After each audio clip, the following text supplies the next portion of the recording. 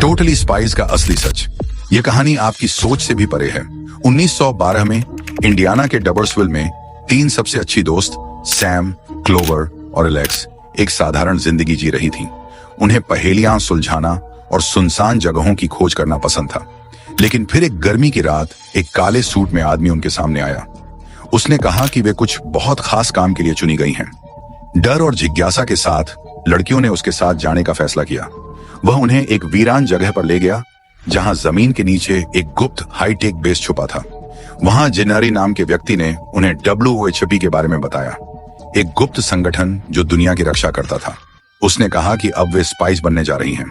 जल्द ही तीनों को लड़ाई, हाईटेक गैजेट्स और खतरनाक मिशनों की ट्रेनिंग दी गई। लेकिन फिर अजीब चीजें होने लगी। वे अपने परिवार से संपर्क नहीं कर पा रही थी। उनके मिशन कुछ अजीब लगने लगे। ऐसा लगने लगा कि कुछ छुपाया जा रहा है। फिर एक रात सैम को एक गुप्त फाइल मिली। उसमें उनकी बचपन की तस्वीरें थीं, लेकिन वे सिर्फ तस्वीरें नहीं थीं, वे एक प्रयोग का हिस्सा थीं। फाइल के अनुसार उन्हें पैदा नहीं किया गया था, बल्कि WOHP ने उन्हें बनाया था। उन्होंने WOHP से कभी ज्वाइन नहीं किया, बल्कि वे हमेशा से WOHP का हिस्सा थीं। जब उन्होंने जेएनआरई का सामना किया, उसने एक और डरावना सच बताया। एक दूसरा संगठन उन्हें ढूंढ रहा था जो उनकी शक्तियों का इस्तेमाल बुराई के लिए करना चाहता था। लेकिन लड़कियों को एहसास हुआ कि WOHP उनकी रक्षा नहीं कर रहा था, बल्कि उनका इस्तेमाल कर रहा था। उन्होंने फैसला किया वे भागेंगी। उन्होंने WOHP की सभी फाइलें मिटा दी, अपने सभी रिकॉर्ड जला दिए और हमेशा के लिए गायब होने ही जा रही थी।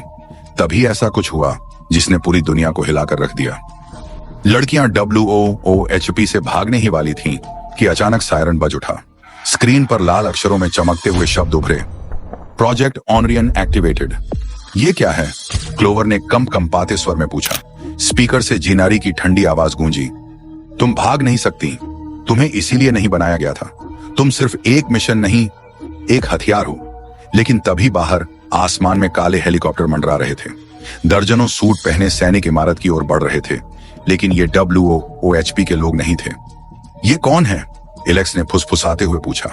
अचानक एक रहस्यमयी आदमी अंधेरे से निकलकर उनके सामने आया। उसकी आंखें ठंडी और बेरहम थीं।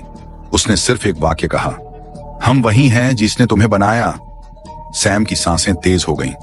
अगर आपने हमें बनाया तो WOHP कौन है? और क्या हम सिर्फ एक प्रोजेक्ट थे? उसने धीरे से कहा। जेनरी ने नजरें झुका ली और कहा, हाँ, लेकिन अब हमें तुम्हारी जरूरत नहीं है। तभी चारों तरफ गोलियां चलने लगीं। WOHP और रहस्यमयी गुट के सैनिक आमने सामने आ चुके थे। पूरा बेस युद्ध भूमि बन चुका था। सैम, क्लोवर और एलेक्स ने एक दूसरे की तरफ देखा। उन्हें पता था कि अगर वे पकड़ी गईं तो कभी भी आजाद नहीं हो पाएंगी। तभी सैम को अपनी कलाई पर बंधे गुप्त गैजेट का एहसास हुआ, जो WOHP ने कभी उन्हें दिया था, लेकिन जिसका सही इस्तेमाल आज तक किसी को नहीं पता था। क्या हम इस पर भरोसा कर सकते हैं? क्लोवर ने सवाल किया।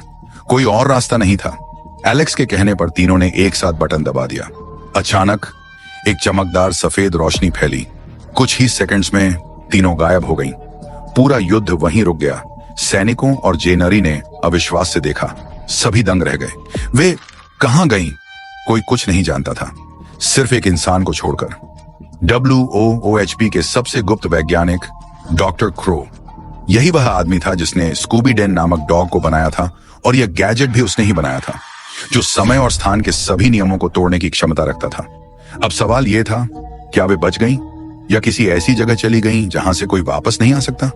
अगर कहानी पसंद आए तो एक लाइक और कमेंट तो बनता है, और हाँ, एक मजेदार सब्सक्राइब भी कर देना।